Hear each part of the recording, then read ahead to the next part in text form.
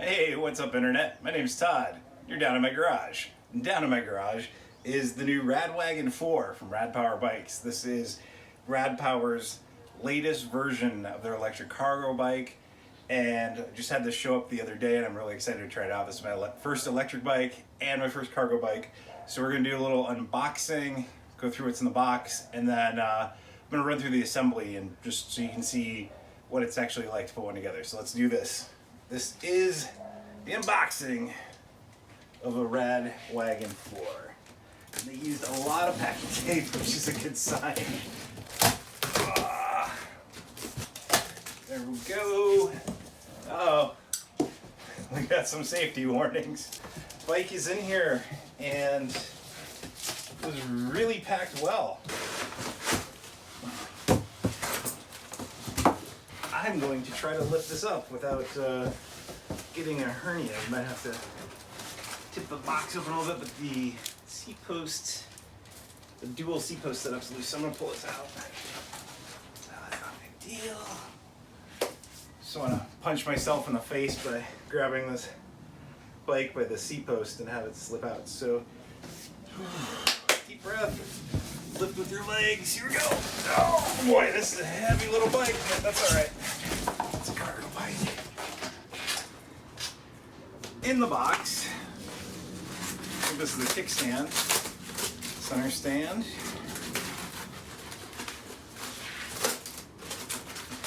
Yep. Feels like bicycle Christmas. I'm guessing the package. We got another box. See what we got in here. So far, everything on the bike is packed really well. That's going to take a while to get all the foam off it so we get a full bike, but let's see what we got in this box. We got the bolt for the kickstand. Don't want to lose that. Got some pedals, and I always remember when you're playing with something sharp, put it away. See this unboxing turn into a first aid clinic real quick. Got some pedals. Got the owner's manual. Ooh, cool, a sticker. I think this is the tool bag. Got a variety of wrenches and Allen keys. Another big Allen key.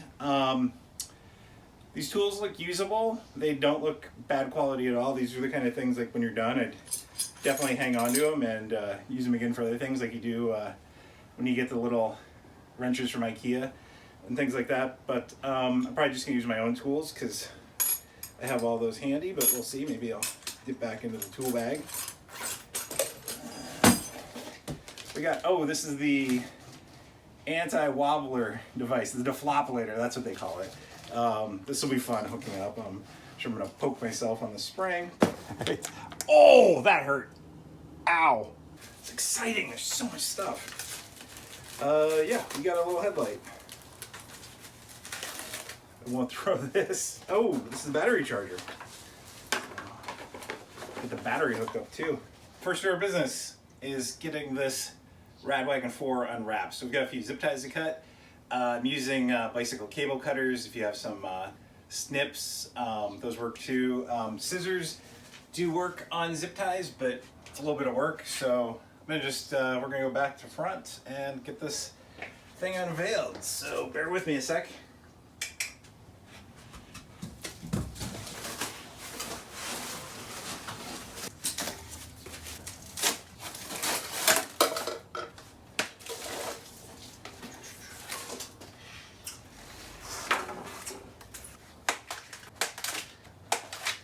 Got a little key. That's cool.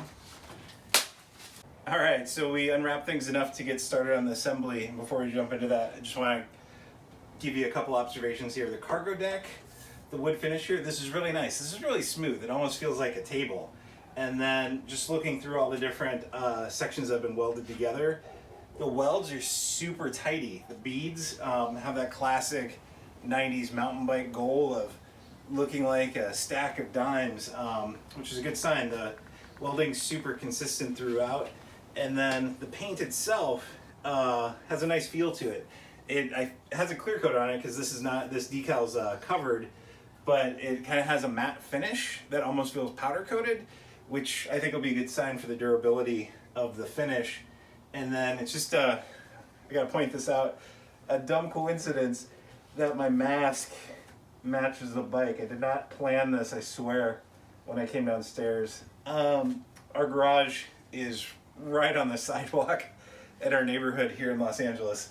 And so far I've had 3 different neighbors stop by to see what I was up to, so I just gotta be prepared.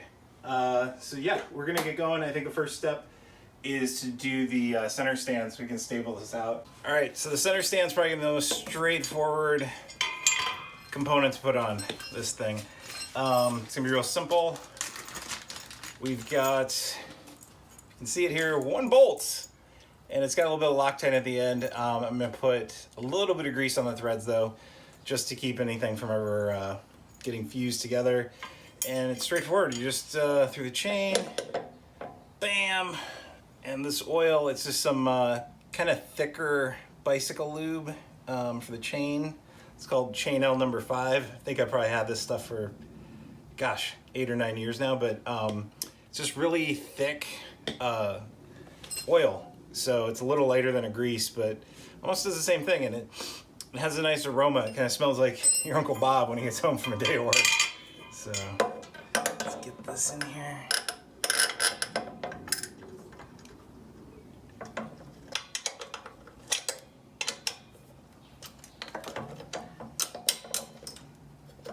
Okay, so you do have to give a little bit of elbow grease on this bolt. Definitely don't have it cross-threaded, but just given its size and how big how big the bolt is, how long it is, gotta kind of torque it a little bit. So just go. It's turning smoothly, but need a little bit of oomph behind it. But not... look at that, it works. So I took a quick time out to watch the official Rad Power RadWagon assembly video, which I highly recommend watching no matter your mechanical skill. Main reason why I gave it a quick look was the adjustable stem, which I was going to put on. As you see here, it's got a little button that says press and open, but this takes a lot of elbow grease. So what I'm going to do, and what will hopefully work, just slide in there with a little flathead screwdriver just to get a little bit more torque on that. Get some leverage. Whoa, I just hit the tripod. You can kind of see how tight that is. So once this is open, you can adjust your stem height. And then right down here in the middle, this is where you can access the Allen key to fit this onto the fork of the bike. This is gonna clamp into the star nut in the fork steer tube, and then we'll be locked in. So yeah, little tip, don't be afraid to use a little cheater bar with a screwdriver to get that open. Okay, so when you pull out this bolt, which I think this is already a bolt built into the stem, might have just been for show, the bolt in the stem cap. I'm gonna put it in my pocket just in case. The fork can fall right out of the bike, so hold on to the fork at all times. Guess who forgot to follow their own advice and hold on to the fork? Be right back. So one thing that was noted in the assembly video was the 2 stem bolts here. You might need to loosen these to get the stem all the way down on the steer tube of the fork. So we got that going here, and a little bit of elbow grease. Should be good to go. Come on, buddy. There we go, there we go. And what you want to do, the self-adjusting bolt should be down far enough to have made contact. I think that's right. This step here was a little vague, but we're gonna get in here with, can we reach the bolt? Might need a longer wrench. All right, so it's a 5mm stem, and we made contact. What I found out is you need to kind of bring it back up a little bit. I had the stem all the way down, like here, and it wasn't feeling quite right. See, check this out. The stem was down here. Even though you can get the wrench in, you weren't making any contact. Bring it up just a little bit, and then, ooh, we're right there. Now we're cooking. so much better. So once you've screwed in the top bolt enough, the fork's not gonna go anywhere, which is nice, in case you have to take a call or something. So I'm just gonna lock the stem in place for the time being and get the cable situation sorted out. And let's go here. And one interesting thing to note is stem release.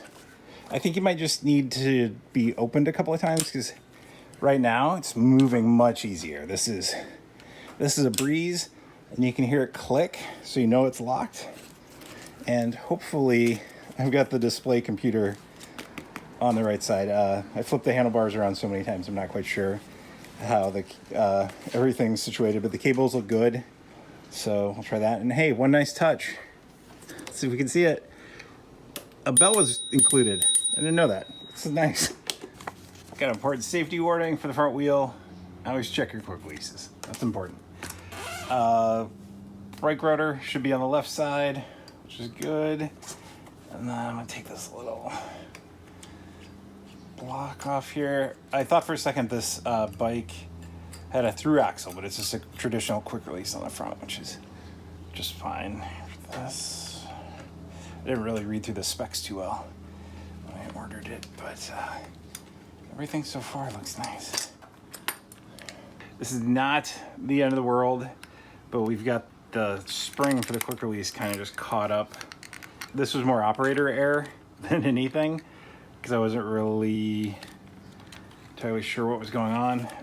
There might be some swearing in a second, and I apologize in advance. And oh look, we got it out, and we pulled both springs out as well. So you see this, this is the quick release spring. It's a little bent. I'm gonna kind of get it back into shape. These are nice to have. It's not super vital. What this little spring does when you open the quick release, it helps kind of open it up a little bit extra just to get it around the dropouts. But we just got it. It's a spring, you know. It's like a slinky. This little spring, it'll be fine. This will be a good moment of truth right here. See how the brakes are adjusted. Oh yeah, that's a tight fit. That is a tight fit. So we're gonna have to adjust the brakes. This is a nice touch here on the brakes. This is a spot for the pad adjustment. And put your Allen key in there.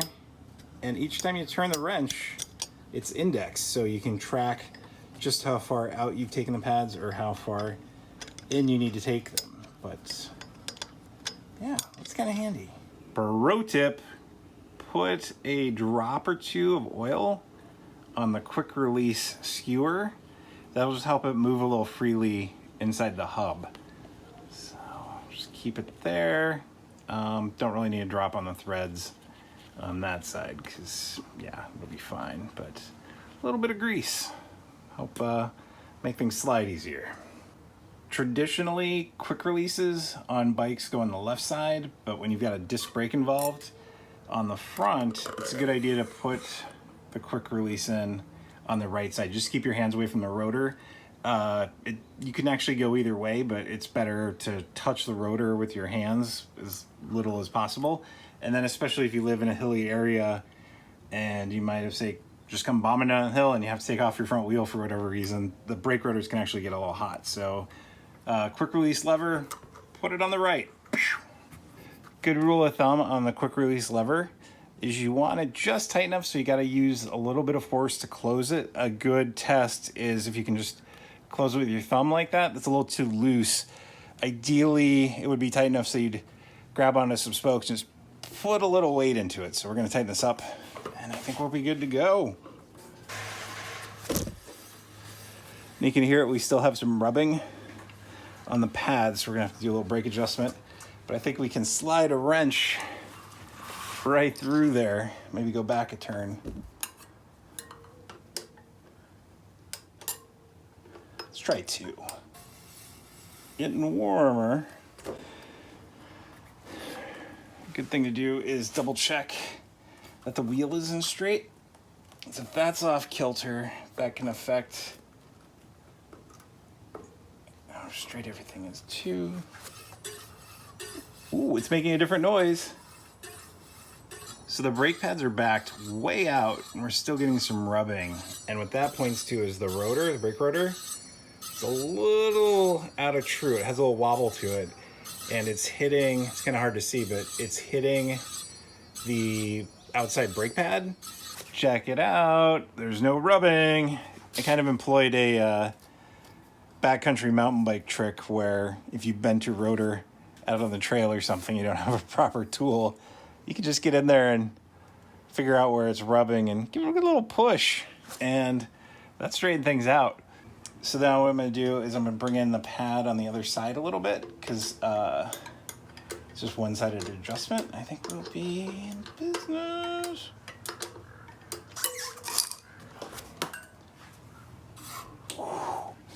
We got brakes. We got brakes.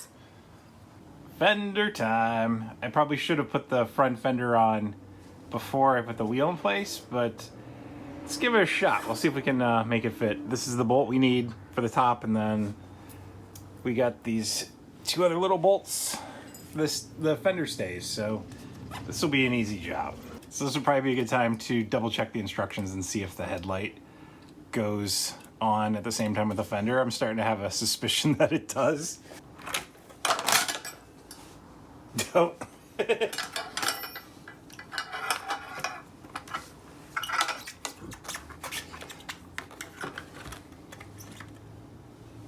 So putting on the fender is when we also want to put on the headlamp. It just goes right along here. It's the exact same size as the mounting bracket for the fender. And what Rad Power recommends doing is making a little washer sandwich. So we got one washer. And I'm going to try to do this without dropping anything. Whoa, it's getting dicey. Okay, we're in there. One more washer around the back, and then we're going to get this mounted up. There we go. Now, one thing to note too is the headlight cable. It's a very tight fit, which is good, but it's tight enough that you think they don't actually fit together, but they do. With the fender stays, it's a pretty tight fit behind the lever for the brake cable. So just be careful with that. Don't put it on the outside. It's bad news. We've got a fender.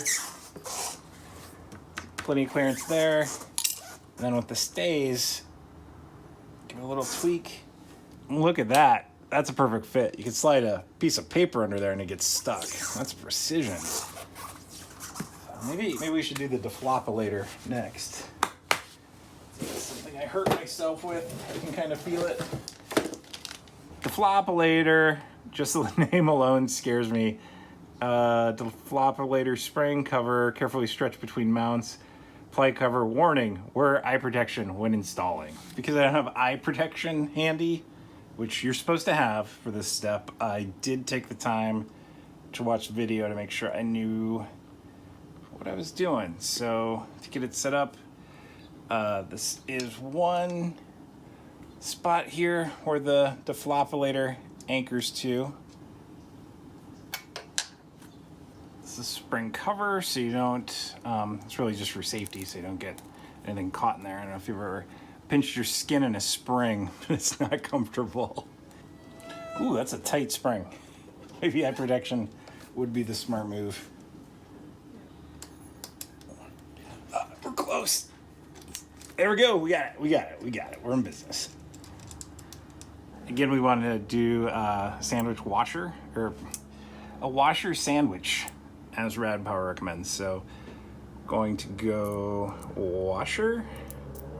She goes this way, washer, and then washer on the inside, and then we'll thread it in here and then stretch out the Deflopalator.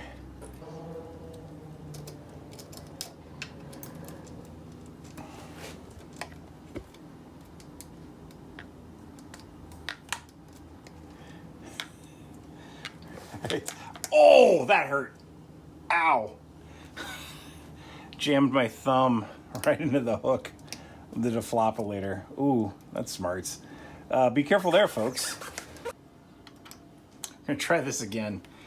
Let's do it this way.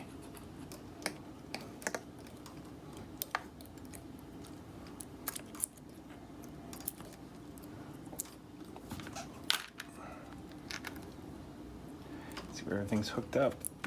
We just need to stretch it just a tiny bit. Deflopalator, you're killing me. Dude, look at that. This is an exact fit right here.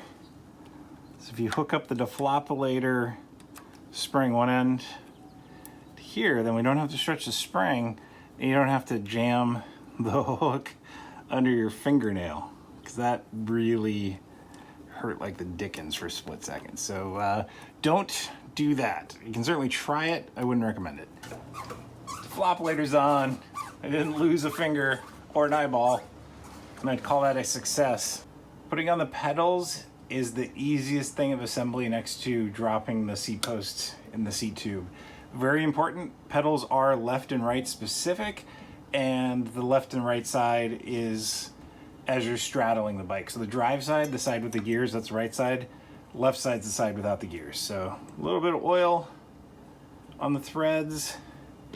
And then the tricky part here, and this is some cool trivia, is the left side pedal is lefty-tighty. You go the wrong direction in terms of righty-tighty, lefty-loosey. We are lefty-tighty right here, and that's so as you pedal, the pedal doesn't fall off. And this little innovation of doing an opposite thread on the non-drive side was from the Wright brothers. Wilbur and Orville were originally bike mechanics. So once we get these pedals on part way, pedal wrench in here. And a cool little trick, once you catch it, is you can spin things backwards. And then I'll tighten it down. These pedals are actually really nice quality. I thought they were going to be plastic.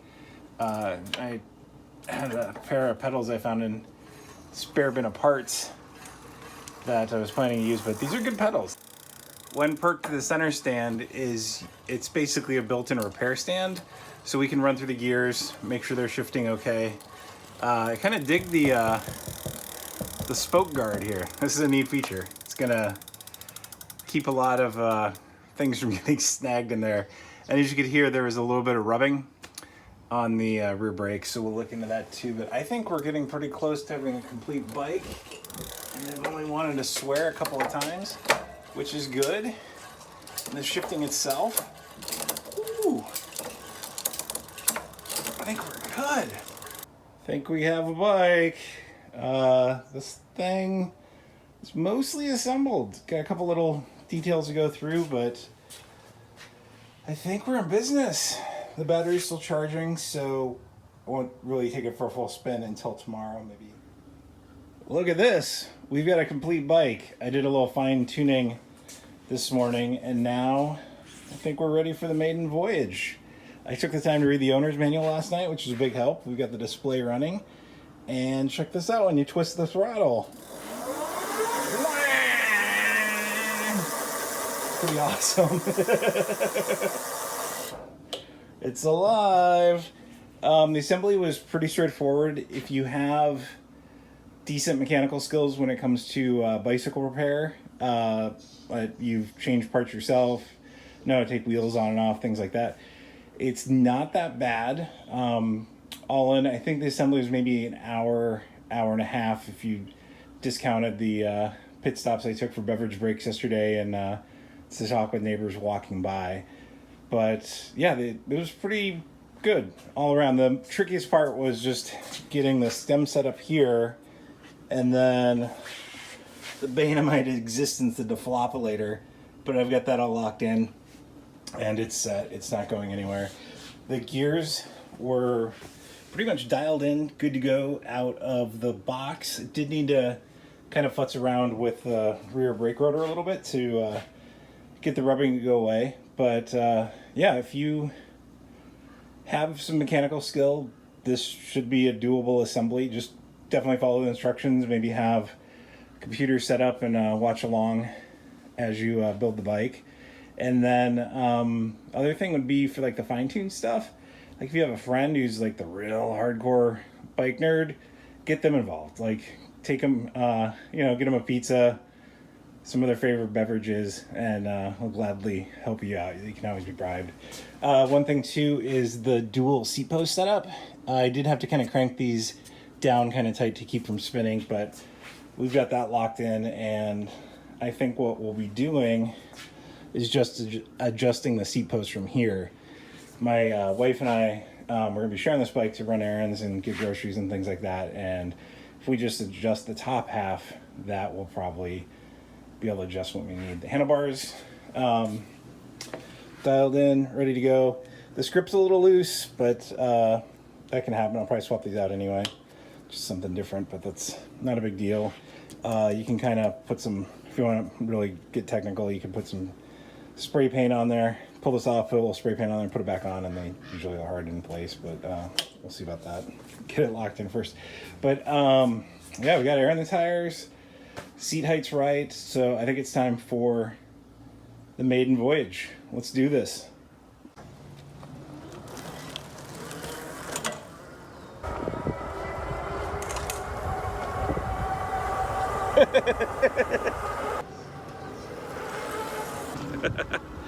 This thing rips. It's really stable with one hand when you're flying down a hill. That throttle is pretty torquey. It gets you a little kick in the pants. Brakes feel good. We're on a pretty steep hill right now, and we're slowing down. No problem. We're gonna jam up the big one. Our street's pretty steep, so let's go up to little speed mode. See how we do off the line. All right, let's punch it.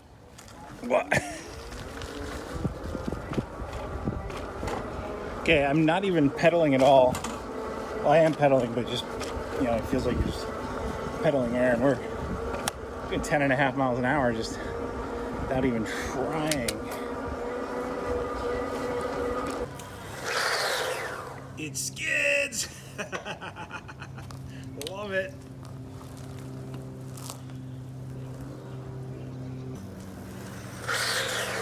All right, I think it's time to go for a proper ride. Thanks for watching, everyone.